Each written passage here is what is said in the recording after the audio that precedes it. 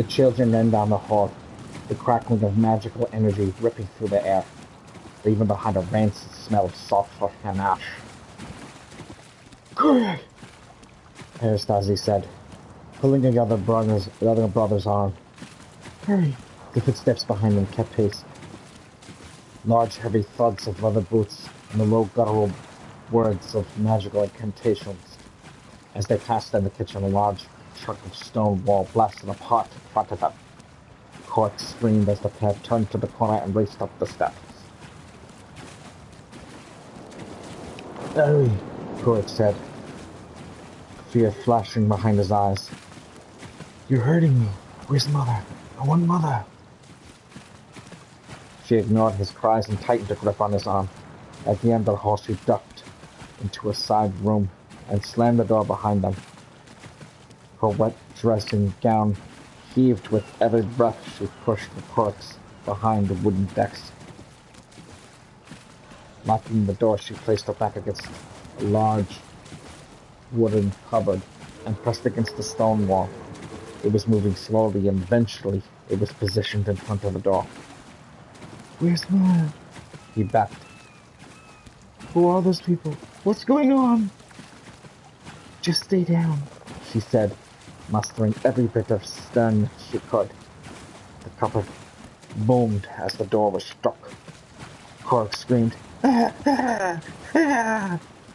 Anastasia ran to her room, ornate chest on the floor, upside to the door. Closing her eyes, she pressed her hand on the symbol etched on its lid and closed her eyes.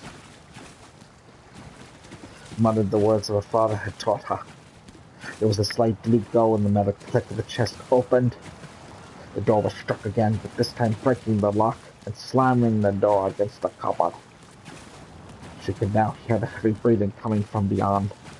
She grabbed the wooden staff and lifted, facing the door. What are you doing? That's Father's staff. We're not supposed to touch it. She desperately tried to recall everything she knew to.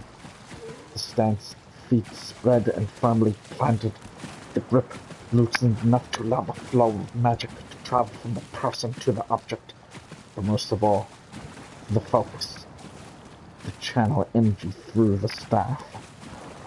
A burst of dark magic ripped apart the door and obliterated the cupboard. Time slowed.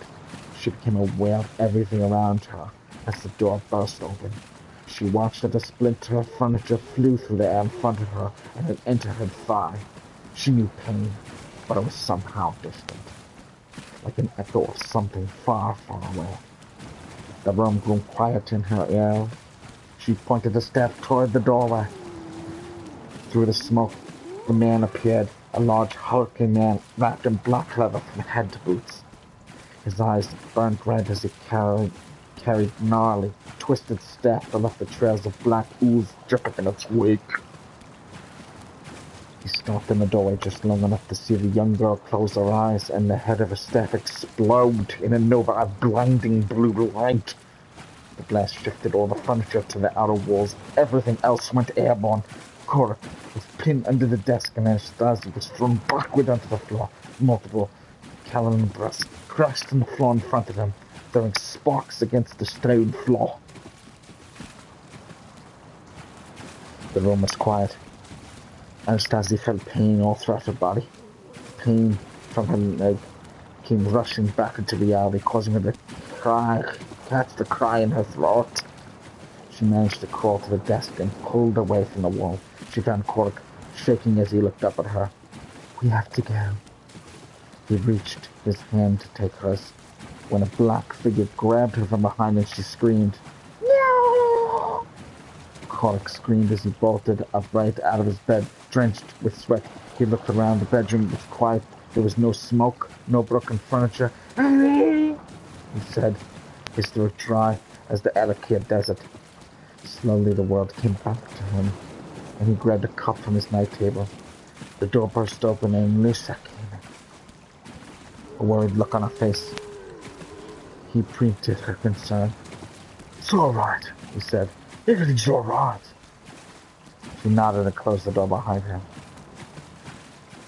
Through the window he could see the first trace of morning light. He knew he would not be getting any more sleep. tonight.